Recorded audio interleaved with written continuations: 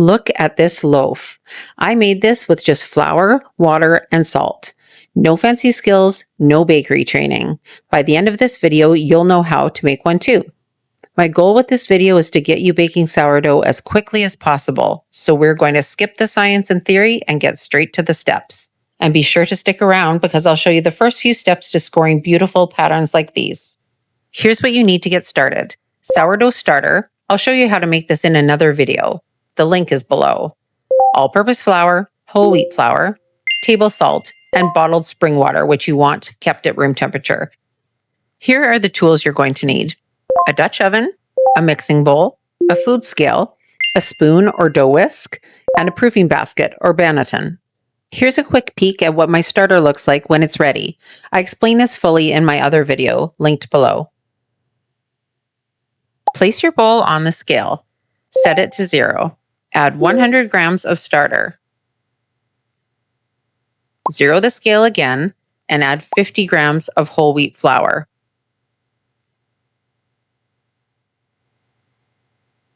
Zero your scale again and add 325 grams of room temperature bottled water.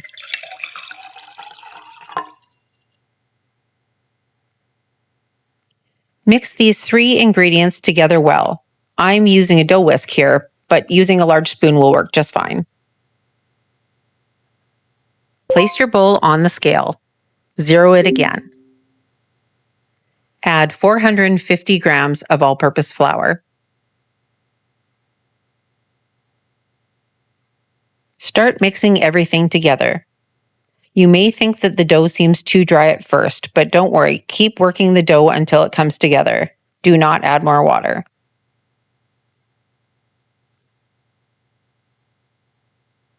Place a small bowl on your scale and zero it. Add 11 grams of salt. Be as precise as possible here because too much salt will ruin the taste of your bread. Sprinkle the salt over your dough. Zero the scale again and add 25 grams of water. Now use your hands to mix the salt and water into your dough. Squeeze the dough, working from one end to the other. This mixes in the salt.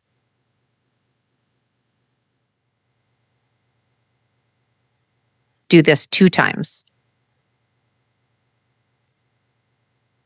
Let the dough rest for 30 minutes before starting your stretch and folds. Grab one side of the dough, stretch it up, and fold it over. Turn the bowl a quarter of a turn, and repeat this 3 more times for a total of 4 stretch and folds. You are going to repeat this exact series of 4 stretch and folds every 30 minutes for the next 2 hours. This means you will be doing the stretch and folds 4 times total.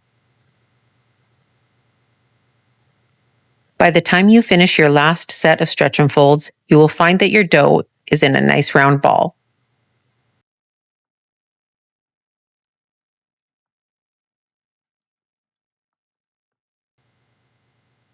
Dust your surface with flour. Place the dough on top. First thing we're going to do is stretch it wide. Pull the right side to the middle. Pull the left side to the middle. Pull the bottom up to the middle. Then pull the top down to the middle. Now we're going to pull each corner into the middle. Roll the dough over so it is seam side down. Pull it gently toward you to build tension on top. Turn it a quarter turn, pull again, and do this a few more times to get a nice tight ball of dough. Flour your proofing basket well so the dough won't stick. Place the dough in the basket seam side up. Sprinkle a little flour on top and cover with a towel. Proof for 3 to 4 hours at room temperature. About 30 minutes before you are ready to bake your bread, heat your oven to 480 degrees Fahrenheit. Place your Dutch oven inside while the oven heats up. Here I'm using a silicone sling so I can cover my fully proofed dough and easily flip it over to prepare for scoring. The reason we score sourdough bread is so we can control where the bread splits as it expands. Otherwise, it will just split in random spots. Here I am dusting my dough with a light layer of rice flour. The purpose of this is just to create contrast in our sourdough design. I'll be showing you a very simple scoring pattern today, which is a simple cross through the dough. The deeper you cut into the dough, the wider the split will be. This takes a little practice to get the effect you are looking for. I'm adding a simple design in the corners, but this is totally optional. Once you have mastered your dough recipe, I encourage you to check out the other videos on my channel to learn how to score beautiful patterns. Now, place your dough in your hot Dutch oven. Cover with the lid. Bake covered for 18 minutes, then remove the lid and bake another 25 minutes uncovered. And here we have our finished loaf.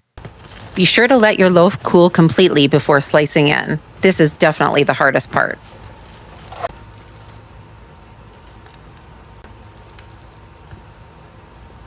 Thanks for watching and happy baking!